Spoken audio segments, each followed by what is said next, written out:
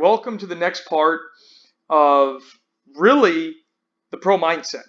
And what we want you to take away from this particular video section is how important mental fortitude is. And there are plenty of players in general that have, for example, given up their dream of wanting to become a pro because mentally they weren't strong enough. And I'll give you an example myself.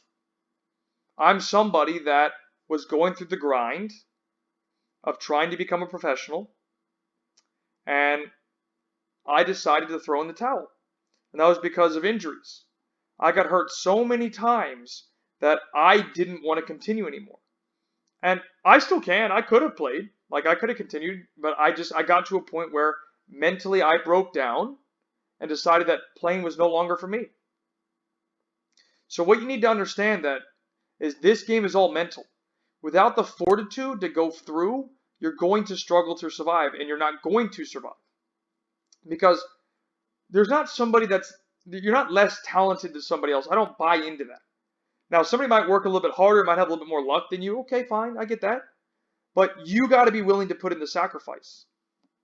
So what we're going to do now is we're going to give you ways to help you mentally toughen up a little bit and how to move on, right? And there are going to be similar principles that we're going to use to when you make mistakes in a game in terms of recovery from that.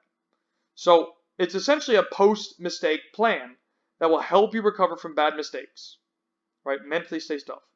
So like if you lose a ball that leads to a goal, that's one of the worst feelings when you give up a ball and maybe you dribble out or you try and pass or whatever, you make a mistake that leads to a goal. It's a terrible, terrible feeling. But you need to be able to rebound from that. Okay? So by having a plan, you can quickly get your mind back into the right zone and get your performance back to where it needs to be. So here's the plan. Now, what our recommendation is for this is really 4 steps, and it can't be long because you need to get back into the game immediately. So the first thing you need to do is obviously keep your head up and then get back into the game. Don't shut down. Stay positive, and here's how you're going to do that in a second. Because you're going to need to be ready for the next part, and only the strongest mentally will survive. So this is where step 2 comes in. So the first thing you need to do is keep your head up. A lot of players, when they make the mistake, they drop their head, and their head literally goes down towards the floor. You can't do that. You got to keep your head up and be like, okay, I got this, right? Now, step 2 is self-talk. You've made a mistake. We got that. Now it's time to be positive and encourage yourself. So what you're going to do is you're going to write down 2 new self-talk phrases to get your mind back into the game quickly. I'm going to give you 2 examples. Now, basically what they are is if you make a mistake, you say this to yourself maybe once, twice, 3, 4 times to get your mind back into it. That's the key, is you can't go negative. You need to pop back into this.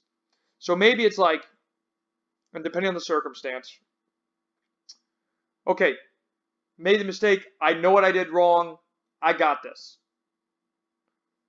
That could be one, right?